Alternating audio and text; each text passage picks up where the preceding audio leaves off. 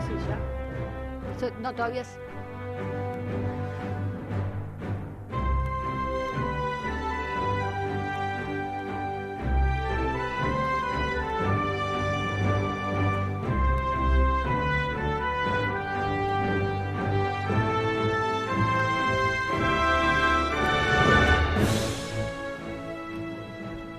Al fin viernes, Moreno, ¿cómo le va? ¿Cómo le va, Pimpi? ¿Cómo estás, querida? ¿Bien? Pero muy bien, esperando el fin de semana ansiosamente. Sí, ya llegó, estamos viernes, ya estamos. Es el mejor día de la semana. Cuando me preguntan, ¿cómo estás? ¿Cómo anda todo? Todo viernes. Todo viernes, Cuando muy decís bien. todo viernes ya estás diciendo, ¿no? Muy Listo, bien. que la Buena semana síntesis. terminó. ¿Qué le parece, Moreno? Bueno, la veo a usted y veo que no va a tener ninguna noche con ningún radical, ¿no, Pimpi? Porque se la ve, Obvio, se la ve pila. se ve que, claro. Se la ve pila. Vamos a incorporar los progresistas también. Ni un radical ni un progresista viene a la noche, porque también son recontra amargados esos progresistas. Sí. ¿Vos decís que Cacho era peronista sin saber? Sí, no tengas duda. Era, ¿no? Sí, tenés mirá cómo estabas tenés vos. razón, por eso. Mirá Yo cómo también estabas vos. siempre pensé Cacho, lo mismo. ¿no? ¿Y cómo estaba Cacho? Siempre pensé lo Sería mismo. dos. Me escuchó el otro día hablando del INVAP, sí, estaba sí, claro. Cuando hablamos del satélite. Sí, claro, sí me acompañaste ahí, sí. Sí, claro. Fue una linda charla esa con los pibes ahí en Merlo, la verdad que interesante. Interesante. Sí, apunten y peguen, apunten y fuego, algo así llama el programa, ¿no? El programa se llama así. Sí, y están dos tribunas y los chicos preguntando. Sí. Bueno, no sé si siempre son jóvenes, pero ahí eran todos la idea es que son changuitos, jóvenes, sí. Muy La idea, interesante. lo que fue una convocatoria importante y la verdad que hay que reconocer que fue con amplitud, ¿está bien? Lo organizaron ahí institucionalmente, pero fue con amplitud. Claro, bien diversa. Estuvo bien. Las tribunas diversas, algunos bien peleadores, otros curiosos. Todo es gente, chicos interesados en la cosa colectiva y eso ya es muy importante. Así que estuvieron ahí, además estuviste que 2 horas y media. Eso fue un malentendido. Yo 2 horas y media es... Hay que sostener. Te vas?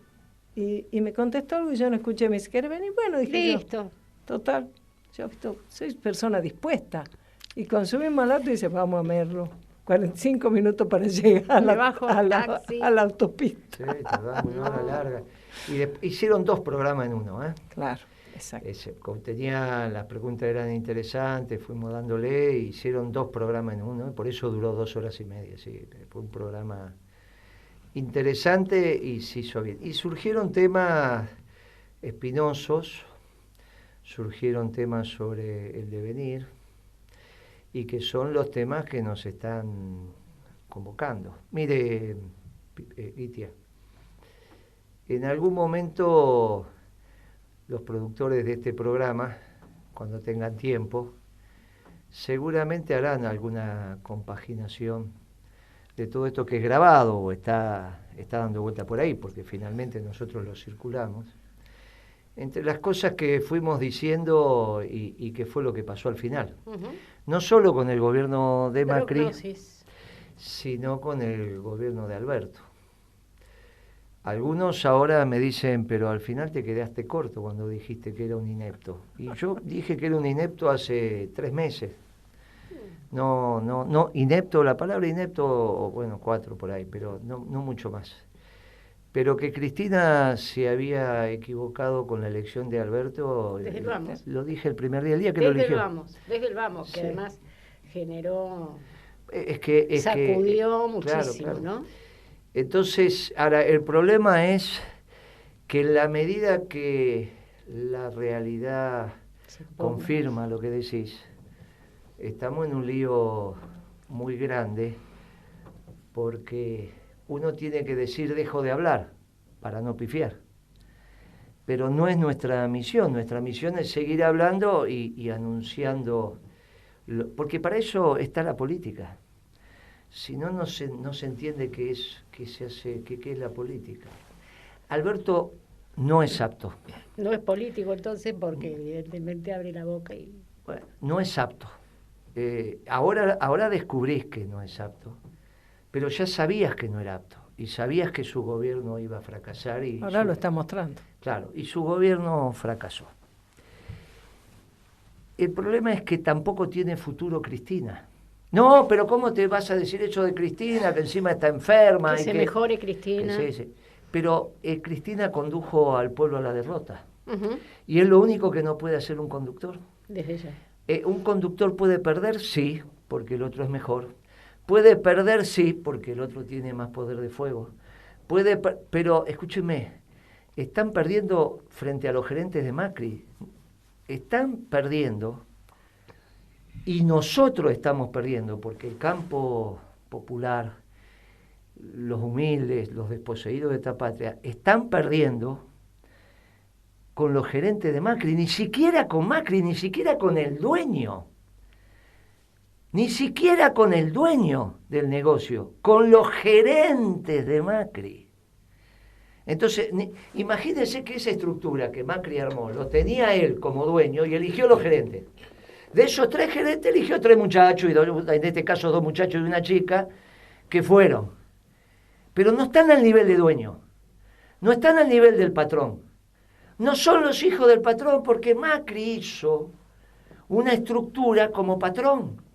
Y vos te puede gustar o no te puede gustar, a nosotros no nos gusta, por eso somos peronistas. Pero a todos los que les gusta, hizo una estructura de patrón. Y puso gerentes. Y esos gerentes hoy son los que te están ganando. Y le están ganando al pueblo argentino.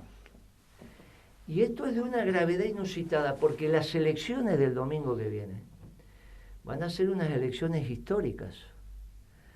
Nunca en la provincia de Buenos Aires el peronismo va a sufrir la diferencia que va a sufrir en votos con esto. Y mire, todas las encuestas que están saliendo ahora están marcando una diferencia importante. ¿Va a ser más?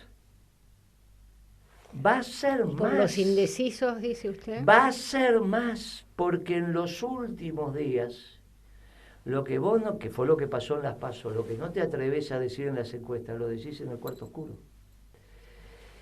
Y la avalancha de votos de los trabajadores formales en contra de este gobierno va a ser histórico. La diferencia va a ser histórica. Y eso es producto de las decisiones de Cristina. Mire, los trabajadores que tienen su trabajo de hace 20, 25 años en la misma empresa, con ese trabajo se hicieron su casa y a veces compraron el auto y mandaron a su chico a la escuela. Y hoy no pueden pagar el viaje de egresado de los chicos ni siquiera la comida. Hay trabajadores formales que tienen su esposa yendo a pedir la bolsa de comida a algún lugar, o a la escuela o a donde la dan. Absolutamente. Esto, ni hablar de los jubilados y las jubiladas. Hay mucho. Esto para el trabajador es de una indignidad que no se ha visto nunca. El progresismo esto no lo puede entender, porque el progresismo no expresó nunca a la clase trabajadora. Siempre, si expresaba algunos sectores humildes, eran los lumpen. Y si no, son estos partidos comunistas reciclados, estos radicales reciclados que se hicieron progres con Moró y que piensan que Alberto es Alfonsín.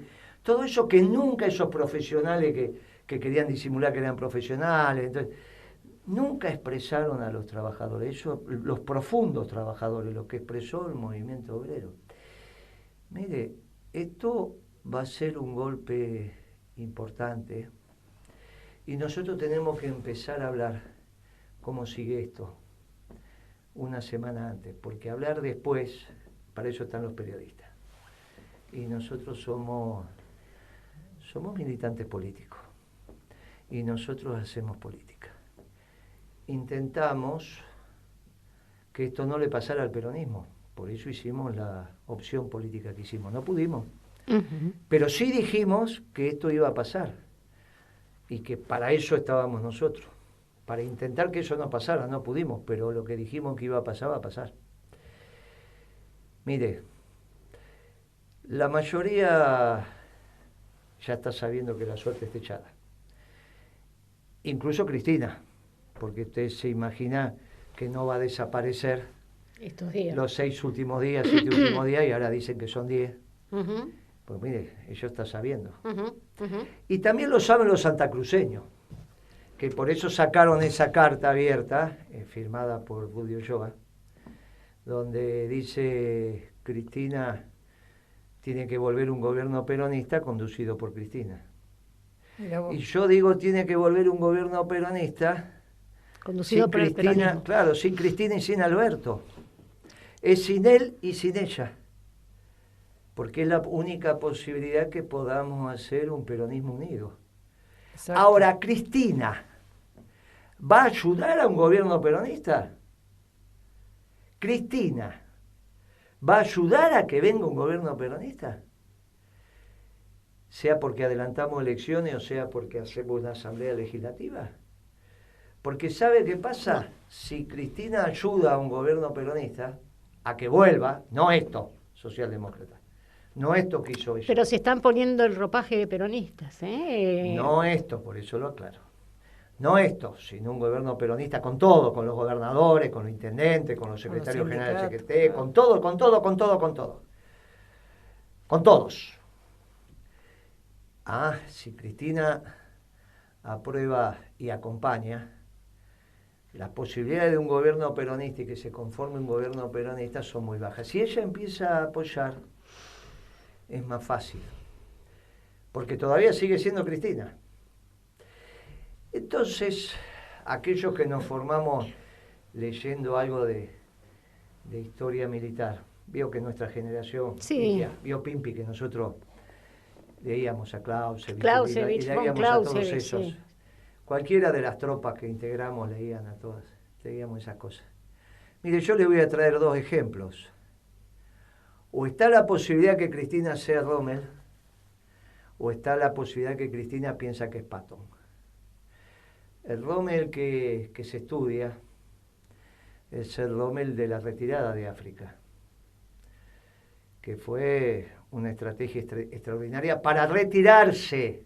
Estuvo a punto de llegar al canal de Suez, también eso, bueno, pero el Rommel que se estudia es el Rommel de la retirada. Y el que lo avanzaba era Montgomery. El Patton inglés, digamos, ¿no? Después el Patton del continente fue el general del continente, fue Patton, el que entró, digamos. Del otro lado entró el Ejército Rojo y uno ni se acuerda quién más, no se conoce ni siquiera quién eran los generales, más allá de Khrushchev. Y esto lo tienen que resolver, ¿eh? Y lo tiene que resolver Cristina. Si quiere ser Patton, pensando que puede serlo, o si va a ser Rommel, que en la retirada, porque la diferencia es desbandada. La diferencia, si planifica mal la retirada, es desbandada. Y la retirada de esa fuerza, para que no sea desbandada, solamente es en el seno del peronismo. Solamente es en el seno del peronismo. Y el peronismo tiene para ofertar terminar con esta estupidez de querer poner a los expresidentes presos. Se llame Duhalde, se llame Macri o se llame Cristina. Uh-huh. Los peronistas no estamos de acuerdo con esto. Se llame Duhalde, se llame Macri o se llame Cristina. Y somos los únicos que estamos dispuestos con generosidad, porque tenemos las bombas, tenemos los fusilamientos, y ya hemos demostrado que somos generosos, porque cuando volvimos en el 73 no se tomó venganza con nadie. Uh-huh. Y mire que nos habían fusilado, no se tomó venganza con nadie. Y después cuando volvimos, después del 76, alguna vez volvimos, tampoco. Entonces nosotros sabemos lo que sufrimos, pero sabemos también dar vuelta a la página. O sea que cuando el peronismo dice, mire, nosotros no hicimos nada cuando le pusieron los radicales la estación Carranza por Carranza. Uh-huh. Y Carranza había estado bombardeando la Plaza de Mayo. Después los radicales dicen que no, que sí, los comandos civiles. Mire, claro. Nosotros, y no hicimos nada. Y ahí está con su nombre. Y no hicimos nada. Y no hicimos nada. Entonces ahora también los peronistas estamos en condiciones de dar vuelta a la página y terminar con esta estupidez de querer poner preso a los expresidentes. Y estamos en condiciones los peronistas de hacer un gobierno peronista, cada uno en lo que sepa, sin participar los que estamos hablando, porque hay compañeros de sobra que tienen calidad para estar. Pero yo le garantizo, Guitia, que sin 50 compañeros adoctrinados y que sepan lo que tienen que hacer, esta situación económica no se cambia. Y esto lo único que lo tiene es el peronismo. Eso estamos en condiciones de aportar, ¿no? Moreno no tiene ninguna importancia, no va a estar, porque el que habla no está. Es así la vida. El que habla no tiene que estar, pero no hay otro. Cristina tiene que ayudar a esto, y se lo digo con mucha humildad. Y se lo digo mirándose a los ojos y hoy por radio a todos los que dicen que dan la vida por ella y todas esas tonterías que escucho por ahí. Miren, ayúdenla a pensar como tiene que pensar, porque ella todavía está en condiciones de apostar a un gobierno peronista, que tiene la posibilidad de decir, no solo resolver la situación económica, terminar con todas estas tonterías de querer meter a los presidentes presos, que la Corte Suprema haga lo que tenga que hacer y terminar con esto, resolver a la salida de esta supercrisis un esquema de acumulación que permita acumulación de capital, ordenarse y acordar con el Fondo Monetario, pero que no sea en la espalda de los sectores populares, y hacer lo que hay que hacer para poner a crecer al país nuevamente. Si esto lo hacemos, el peronismo todavía tiene posibilidades en el 23. Y si no, Guitia, bueno, y si no va a ser un gobierno amarillo tamizado de rojo y blanco, pero la van a tener que ir a ver a Cristina a los lugares donde no es lindo verla, sobre todo cuando cierran los portones, ¿eh? Sí. Bueno, el pato de la boda. Y bueno, y esto hay que decirlo. Y si no, todo lo demás es verso y no es hacer política. Mire, Guitia, este es el momento de la música. Este es el momento de la música. Y después usted empieza el programa. No, después, y sigue. después lo tenemos a Chalibú. De ahora ponga, después lo tenemos a Pablo. Y yo, este es el momento de la música. Porque lo que acaba de decir fue, vamos con la música. Levantemos un poco porque sacando la patita del acelerador.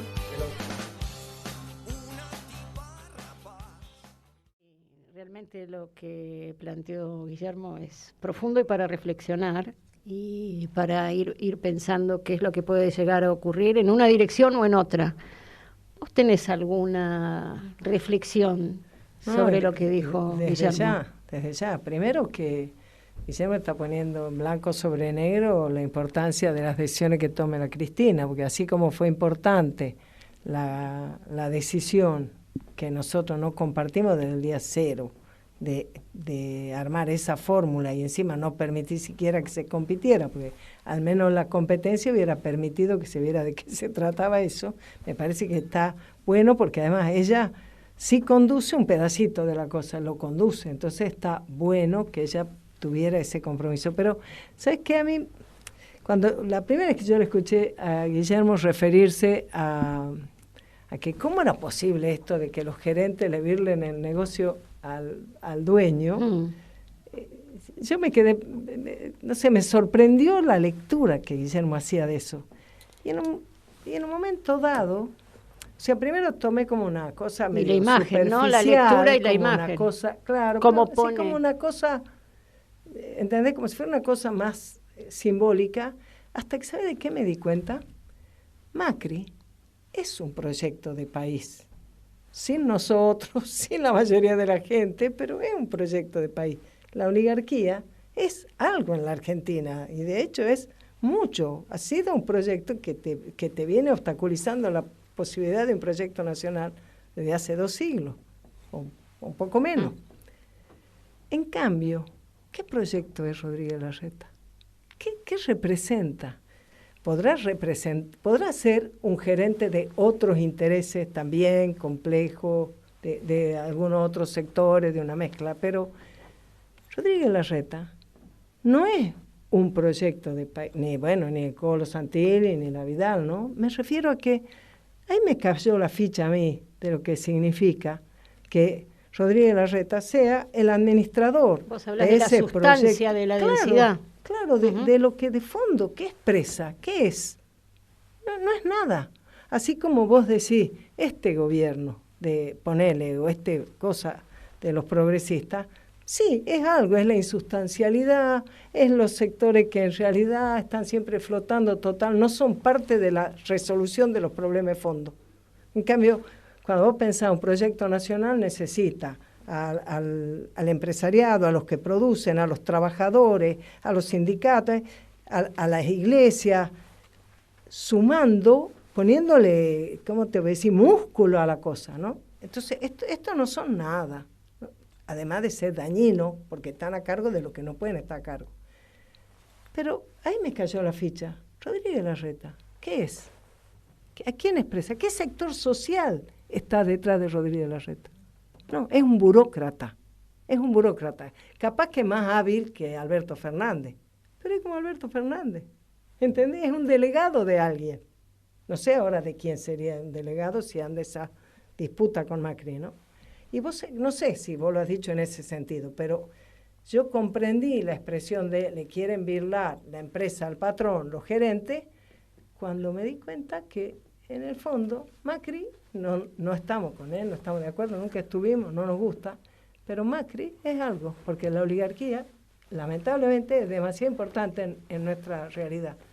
Y este gerente, este burócrata, bueno, no sé, Sí. así lo vi yo. Y animo. Tenemos a Pablo en línea. Ah, bueno. Vamos. A Pablo Chaliú lo tenemos en línea y bueno, hola Pablo. ¿Qué tal? ¿Cómo estás? ¿Cómo te va, Guitia? Qué gusto tenerte Bien. acá en el programa, Pablo. ¿Nos escuchás bien? Sí, ¿ustedes me escuchan a mí? Perfecto, te escuchamos perfecto.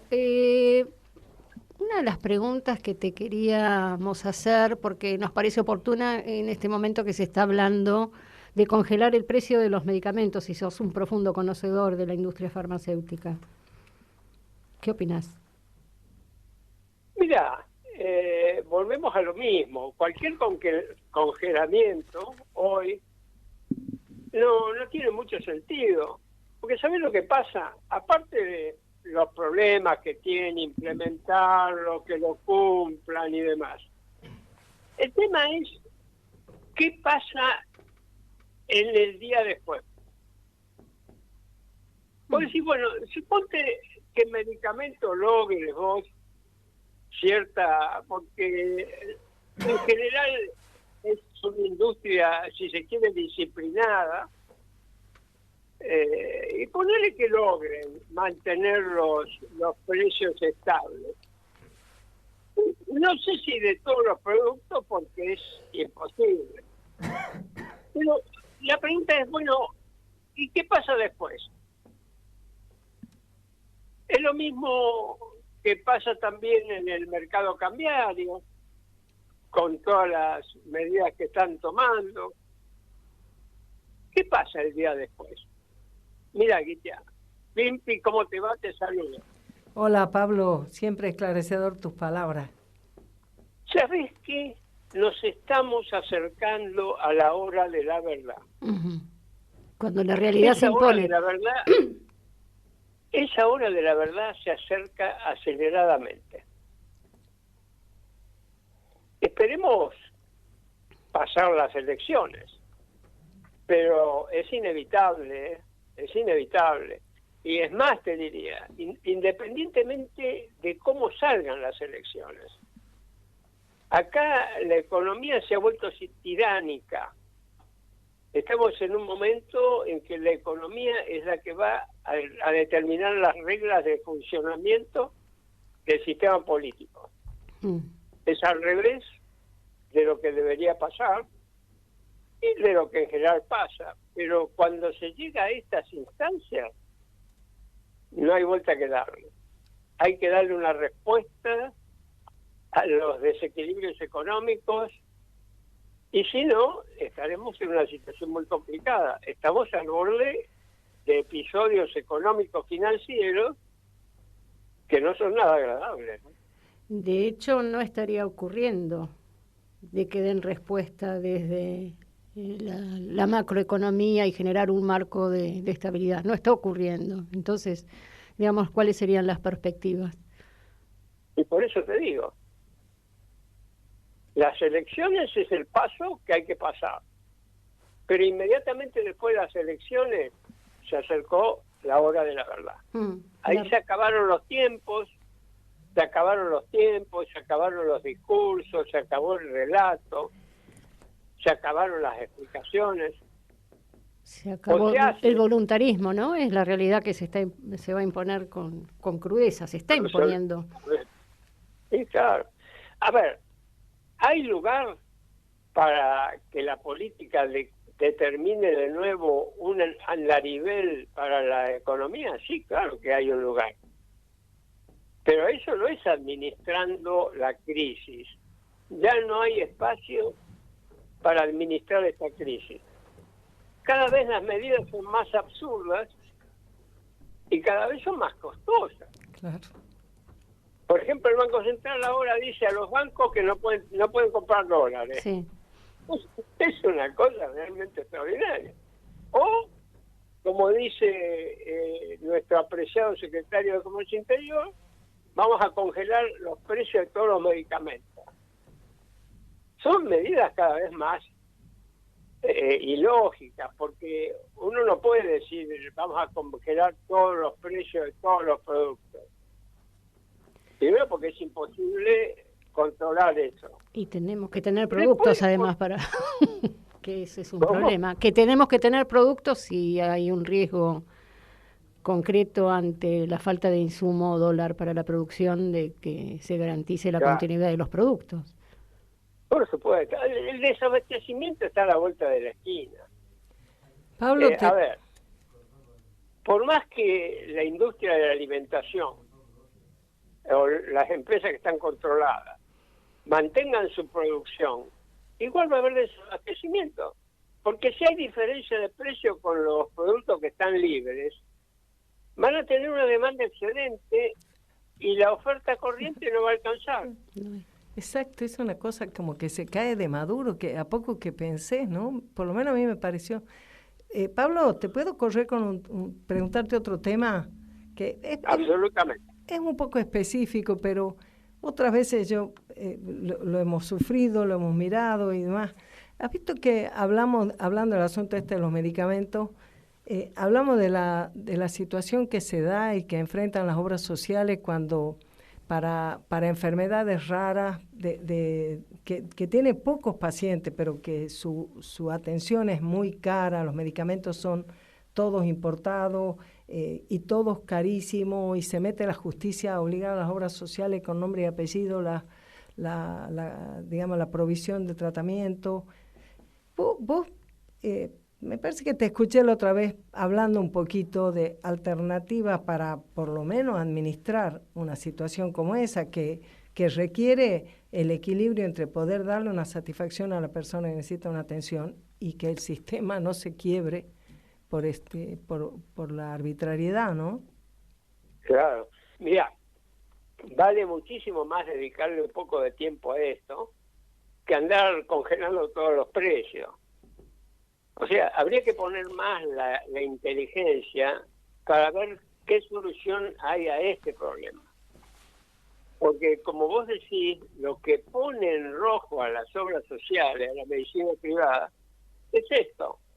Son estos tratamientos que a veces salen 500, 600 mil dólares al año y que llevan al borde de la quiebra a muchas entidades, ya sea de obra social, medicina privada, y le hacen un agujero al presupuesto de salud, obviamente. Exacto. Ahora, ¿cómo hacer frente a esto? A ver, alguna vez hemos propuesto, y de alguna manera en la Unión Europea se ha intentado hacer con bastante éxito. En vez de que la autoridad sanitaria se maneje autónomamente y le dé la autorización para el visto bueno, digamos, para que se comercie a estos medicamentos, sin más ni más, lo que habría que hacer es, bueno, cuando estas empresas piden la solicitud para que se pueda comerciar el medicamento, se forma una comisión entre la autoridad sanitaria y la autoridad, por ejemplo, del Ministerio de Economía o del Ministerio de Salud, en la cual se negocian los precios. Entonces dice, mire, está bien, usted tiene la posibilidad de comercializar este producto en la Argentina. Ahora dígame cómo es el costo y a cuánto quiere cobrar este medicamento. Es un principio de control absolutamente necesario y es una regulación absolutamente necesaria también. Claro, es empezar a administrar con un sentido más integral y no simplemente como si fueran dos carriles completamente independientes. No, sí, el medicamento es bueno. Bueno, hermano, pero ¿y si no tengo cómo pagarlo? Deja de ser bueno. Claro, deja de ser bueno. Digo yo. Tal cual, es así. Gracias, Pablo, por eso. A mí siempre me da vuelta ese tema, ¿no? Sí, más bien. Bueno, Pablito, muchísimas gracias por gracias a ustedes. Habernos un abrazo. Esclarecido y acompañado en el programa. Un fuerte abrazo y un buen fin de semana. ¿Qué tenemos para escuchar? Igualmente. Chao, chao. Algo de música. Me lo dijo Macho cuando hablé con él. Nos están bloqueando con la información. Y tía, ¿con qué nos deleitó? Y con los Piojos, Moreno, reggae rojo y negro. Rojo y negro. Sí, qué colores. Qué colores, usted. Libros, hay libros, rojo y negro. Rojo y negro, ese era. Esa era después de muchísimos años, el Movimiento Evita empezó con esos carteles, pero con esos colores, pero después los cambió y eran los viejos brazaletes de Juventud Peronista, sí, así fue. No los del FIP, pues, fíjese, los del FIP no eran. Fíjese que Radio Carbón también tiene rojo y blanco. Rojo, los de Capuzzo rojo y blanco. No, Tienes Moreno, razón, rojo y Guillermo, acá, negro. rojo, negro, blanco, amarillo, acá se están acomodando. No, pero con la todo. imagen sé cómo es va esto. Rojo y blanco. Mire, acá el Capuzzo rojo y blanco. Sáqueme el blanco, Moreno. Rojo y blanco, acá Capuzzo rojo y blanco. No, Mire, rojo y negro, yo lo veo rojo y negro. ¿Vio Bueno, cómo muy es? bien. ¿Ve la forma o el contenido? Le voy a decir, usted vio que el tucumano, el coprovinciano suyo, que habla en tucumano Ya como está usted, pero volviendo menos tucumano que Pimpi habla excelente. Pimpi habla bien tucumano. Claro, y quiere ser el candidato jefe capitán. jefe de gabinete Claro. arrancó. Él se viene arrimando, aporteñando, en cambio yo mantengo. Pero ahí. se está volviendo a Tucumán, no está. Sí, él arrancó con mucho Energía, fuerza. ímpetu y haciendo. Y ahora hay que reconocer que de alguna manera fue disminuyendo la intensidad, no digo de su trabajo, sino públicamente al menos. Eso coincide con alguna apreciación que le devolvió el ánimo al presidente Fernández, que tiene que ver con la posibilidad de tener un horizonte. Porque si no, ¿cuál era el horizonte de Fernández? Melconian.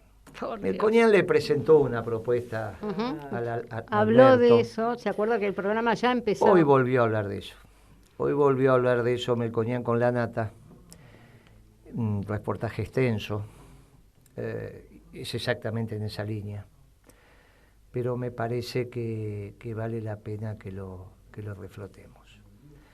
Melconian lo que básicamente le está diciendo a Alberto: vos siempre soñaste con ser Alfonsín, sos Alfonsín, vas a terminar con Alfonsín, salvo que me pongas a mí de ministro de Economía, porque yo soy mejor que Machinea.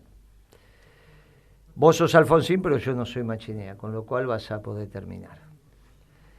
La base técnica de ese esquema es muy sencilla. Dice, bueno, vos tenés un déficit fiscal que esto no se puede evitar, un poquito más, un poquito menos, porque no podemos hacer ningún ajuste.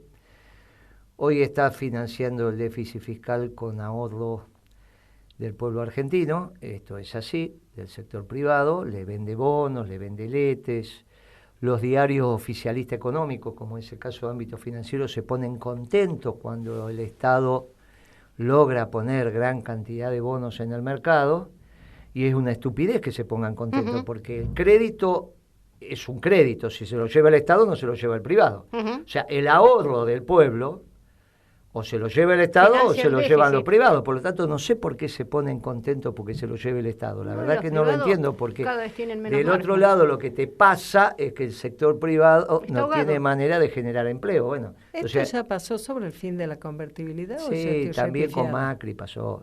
Eso es, pero digo, en aquel momento también, ocurría un poco eso. Claro, porque todo lo crédito, un poco crédito que tenía el sistema financiero era para las provincias y para el Tesoro Nacional y todo lo demás, y por eso se queda sin crédito el sector privado. Es una cosa notable de cómo juegan al ajedrez mirando solamente un movimiento. Y ya, qué bueno, el Estado se financió. Sí, claro. Es una mirada estadocéntrica totalmente. Y claro, porque lo que hace es subir la tasa de interés. Y entonces lo único que hace es destruir los proyectos privados porque te suben la tasa de interés y el Estado se financia con el poco ahorro que hay. Bueno, eso más o menos son 4 puntos del déficit fiscal. Los otros 8 puntos del déficit fiscal es emisión, con 2 características. Una característica es, le dan plata al Tesoro, pero cuando el Tesoro la gasta, el Banco Central la seca a través de las LELIQ, o como se llame, y entonces el Banco Central le da plata al Tesoro, el Tesoro paga los sueldos, pero cuando vuelve esa plata al sistema, el Banco Central le mete una LELIQ. Entonces, parte de la emisión la seca, la esteriliza. ¿Eso cuánto es? Y también otros 4 puntos del déficit fiscal. Pero quedan otros 4 puntos que es emisión que no se puede esterilizar, porque vos no podés esterilizar todo. Todo lo podía esterilizar al principio con la famosa LEVAC, el gobierno de Macri, pero llega un momento que se te hace una bola que es imposible. Pero como política monetaria no se puede mantener eso. No, claro. Entonces vos tenés, de los 12 puntos de déficit fiscal, 4 puntos del Tesoro, que pagás tasa de interés a los privados argentinos, porque privado extranjero no hay, porque tenés cerrados los mercados de endeudamiento. 4 de pagás otro tanto parecido a través de las LELIQ, y esa es la tasa de interés que paga el Banco Central. Y después tenés 4 puntos con emisión que no son neutros, eso se llama inflación, impuesto inflacionario. Entonces, ¿qué dice Melconian? 8 puntos del déficit fiscal te lo voy a seguir financiando con LELIQ y con los bonos que pone el Tesoro sobre el ahorro de los privados, que se lo quitamos como préstamo a los privados. Entonces cada vez destruimos más el sector privado. O sea que Kicillof tiene razón, estamos estatizando la economía, un disparate. Sobre todo para nada. Fantástico. Y 4 puntos los financio con el impuesto inflacionario. Esos 4 puntos de déficit fiscal de impuesto inflacionario financiado con emisión son 50, 60 puntos de inflación. Quizás 70. Es lo que dice Melconian. Yo te voy a administrar la economía con 50, 60 puntos de inflación anual y te hago terminar el mandato, no como la bestia de Machinea que hizo que Alfonsín no terminara. Yo te voy a hacer terminar. Pero terminó con la patria. Eso terminó en una crisis, la patria que está. La patria puede terminar ahora. Está en peligro ahora. la patria. No, puede terminar. No, Machinea no terminó con la patria. No, estoy hablando ahora. No, bueno, eso no lo sabemos, eso es lo que te empieza a estar en juego. Por eso la patria está, por eso estamos en una situación muy delicada, ¿no? No hay ninguna duda. Yo pensé que decía Machinea. Entonces, ¿qué es lo que termina pasando con el impuesto inflacionario? Financia los 4 puntos que no están financiados ni por LELIQ ni por bonos y demás. Muy bien. Esto, que son 50, 60 puntos de inflación, no soluciona el tema económico. O sea, lo que haces es estirarlo. Ahora, a Alberto le sirve para terminar. Terminás y te vas a dar hacer piruetas por ahí como... Claro. Te vas a dar conferencias por ahí como la Bachelet. Perdón, Machini. Como la Bachelet y todo eso. Se va a ir y... Eso es lo que quiere Alberto. Ahora, ¿cómo convence a los amarillos? Porque los amarillos, ¿por qué dicen les arregla el... No, ¿cuándo les arregla esto?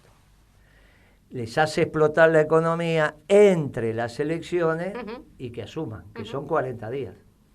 Entonces, entre el 30 de octubre o 27, cuando sean las elecciones en el 2023, y el 10 de diciembre, ¿Qué le dice el armenio? Le dice, no hay ningún problema, en esos 40 días la economía se ajusta por la propia crisis. Y ahí vienen los amarillos que ya ganaron la elección, a hacerse cargo. No hacen el ajuste. Claro, con una economía que explotó y que la propia explosión resuelve la macroeconomía. Es la realidad, digamos, si no es un proyecto de transición, es la realidad que se impone. Es la realidad que se impone en los últimos 40 días. De esa manera, Melconian consigue el sí de Alberto, porque lo hace terminar, y consigue el sí de los amarillos.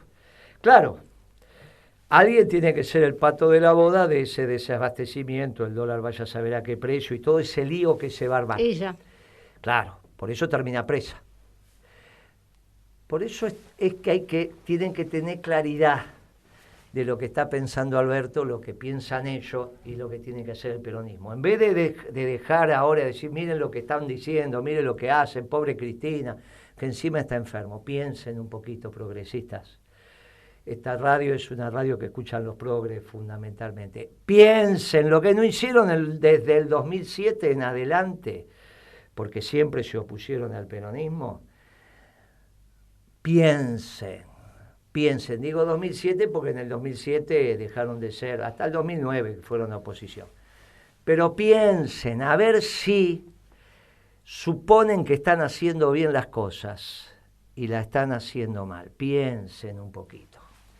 Y si no les da el marco teórico del progresismo para pensar, traten de buscar otro marco teórico, quizás estudien y quizá el marco teórico peronista les pueda servir. Sí, o por lo menos capaz podrían pensar en la patria, ¿no? Porque Cristina, ¿por qué tendría que seguir hasta el final con el error? Ya se equivocó trayéndolo a Alberto y que va a seguir este va a ser el proyecto de ella y Melconian resolviendo las dos cosas. A Alberto que puede decir, termine, como dice Macri, ¿viste? Dice, yo terminé, dice, claro. Sí, hermano, estuviste a punto de terminar. Terminaste con todo. Pues imagínate que Melconian habla de Güeve, para los jóvenes que no. Güeve fue el ministro de Economía de la NUCE, el que la NUCE le dijo apague la luz en el ministro de Economía y en el Ministerio de Economía y se lo da al gobierno que ganó el peronismo. Y fue el ministro de Economía de Viñones, el último presidente de la dictadura del 76. Las dos veces fue Güeve ministro de Economía. Y Melconian dice, se necesita un Güeve, que es él. Cuando le preguntaron a Melconian sobre las opiniones de Moreno, dijo, yo quiero ser ministro de Economía desde que nací. No importa, claro. Él está ratificando esto. A su vez lo vende como el mal menor, porque de última el mal sería una vez que ya tenemos un gobierno estable, que es el gobierno elegido. Pero casualmente van a ser los amarillos. Claro, el que dice total, ¿para qué necesitamos ser todos? Con 70 nos arreglamos. Claro, no, con menos, ¿no? Claro. O menos, sí, en el medio hay que acabar con el peronismo, digamos. Claro, el peronismo está fuera claro, de este el 60% de inflación durante 2 años, vos te imaginás que no queda nada. No. Entonces, esto es, ante esta propuesta, es que le digo a los progresistas, piensen la Asamblea Legislativa renunciando a Alberto y renunciando a Cristina y dejen que el peronismo, con sus cuadros, se haga cargo de este gobierno. Y si no, adelanten las elecciones como opción y dejen que ustedes preséntense como progresistas en un ámbito. Vayan con Heller, vayan, qué sé yo, con Marco del Pont, vayan con todo eso, y a con Moró, vayan con todo eso en una fórmula. Y dejen que los peronistas nos organicemos.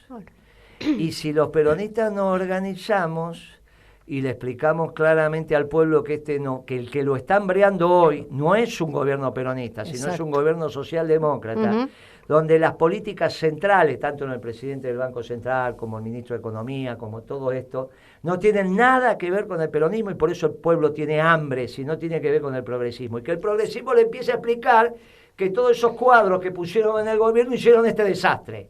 Y a ver y nos dejen limpios de culpa y cargo a los peronistas, que dialoguemos con el pueblo como lo sabemos hacer, todos los peronistas juntos, y del otro lado los amarillos y los rojos y blancos. Y a ver qué pasa. Hoy todavía tienen mucha más posibilidad los rojiblancos. Incluso quizás consigamos que los progresistas digan, bueno, votamos a los peronistas como mal menor, como lo hicieron muchas veces, se tapan la nariz y nos votan. Y capaz que terminamos ganando, con un gobierno peronista apoyado, como no quieren, como dijo una vez la Carrió, que era progresista, dijo, no, bueno, me tapo la nariz y lo voto a Kirchner, si era entre Kirchner y Menem. ¿Está bien? Si era eso, estos que están ahora en el gobierno, son los que votaron a Carrió, pero obvio. Son los que votaron a Carrió, el 15% de Carrió en el 2003 son todo esto, Sí, de Sabatella, todo esto que están dando vueltas, Heller, todo eso, votaron a la Carrió, Cuidado con eso. No Moró, porque Moró se presentó y sacó el 1,5. Ahora, ¿sabe qué, Moreno? Digo, es darse vuelta como un guante. ¿Cómo está vestido el que No. Es un peronista de River, es un peronista de River, no puede ser nunca radical, te está diciendo, perdonalo, es un peronista de River. Radical. Escúcheme, por Moreno. Por eso está con rojo y blanco, nada más. Lo que usted, es de River, lo que ¿verdad? Usted está planteando, lo mismo yo tampoco te puedo perdonar. Boca, eso, aguante Boca. Que te diga. Aguante Boca. Yo digo, lo que usted está planteando implica que se den vuelta como un guante y miren la realidad desde otro lugar. Tal vez el escenario post elecciones de medio término, digamos, cuando la realidad irrumpa con cada vez más fuerza, lamentablemente los haga... Mire, Guitia, y con esto vamos terminando... Reflexionar y vamos terminando el programa. Pedir... Usted ya habló de las elecciones del domingo que viene, recién. Sí. Usted sabe que los economistas acostumbramos a hablar de corto, mediano y largo plazo. Sí, los que planificamos y también bien. Las que planificamos también. ¿Sabe en mi cabeza las elecciones del domingo que viene, dónde las tengo ubicadas? Sí. En el largo plazo. Mira vos. Para mí las elecciones del domingo son largo plazo. Mirá todavía... Faltan 7 días o 9 días o 8 multiplicada por 24 horas, o sea, y que si lo hace en minutos es una cifra, todavía es el largo plazo para mí, porque esto ya empieza a estar día a día. Todavía falta el lunes, todavía falta el martes. Mire, a mí cuando me desabastecieron el mercado, y Pimpi se va a acordar, me lo hicieron en 3 días. Lunes, martes, y yo empecé a trabajar el miércoles al mediodía, Pimpi y otros me avisaron. Me tomé el miércoles y jueves para ver dónde estaba el problema, y el viernes, o el jueves a la noche en un caso, y el viernes, tomé las decisiones que tenía que tomar. Redacté las resoluciones y le dije al que lo tenía que decir, mirá que viajo al norte y hago lo que tengo que hacer. Y hago lo que tengo que hacer. En ese momento me largaron todos los camiones. Pero no se olvide que éramos nosotros en la Secretaría de Comercio y un poder político importantísimo de la presidenta, que solamente había quedado viuda y pensaban que estaba muy desordenado. No fue así. Desde que tomamos conocimiento, y lo hicieron exprofeso, hasta que lo resolvimos fueron 2 días. Yo después le dije a Cristina... Para el lunes está resuelto, pero el sábado a la mañana ya habían largado los camiones de reposición con el azúcar y el harina, entonces los mayoristas le estaban entregando a los súper, a los hiper, y se arreglaron entre ellos para que no se firmara la resolución, que ya sabe cuál era. Mire, esto no va a pasar esta semana. No hay poder político, no hay quien redacte la resolución, no saben dónde se va a producir el desabastecimiento, porque es de insumo, no es de especulación y agio. Con lo cual, el domingo, se lo digo hoy mirándolo a los ojos, el domingo que viene, no el de las elecciones, todavía para mí es largo plazo. Bueno, Guitia, usted se despide de los oyentes. Gracias Pimpi por venir, un beso grande. Hasta el viernes. Bueno, quería decir un muy buen fin de semana. Muy buen fin de semana. Previo a las elecciones, a disfrutar. Y seguimos afiliando para Principios y Valores, seguimos porque el peronismo tiene derecho a Principios y Valores. Que llovió paró. Por supuesto. Y si de esto, como dijo usted, viene un gobierno peronista, Ni les cuento. Van a Escuchen ser todos los días viernes a la noche. Escuchen. Todos los días Dios te viernes a la Bueno, noche. un viernes Dios pum te para oiga. arriba, un Pero agradecimiento. no se puede tapar el sol con las manos. No, no, claro. Vamos a ver el viernes cómo llegamos. Vamos a ver que el viernes ya estaremos en veda electoral. Un agradecimiento a todo el equipo de Radio Caput, a Martín, a Fernando Molgaray y bueno, y un saludo especial a quienes retransmiten nuestro programa. Hasta el próximo viernes. Compañeras, compañeros.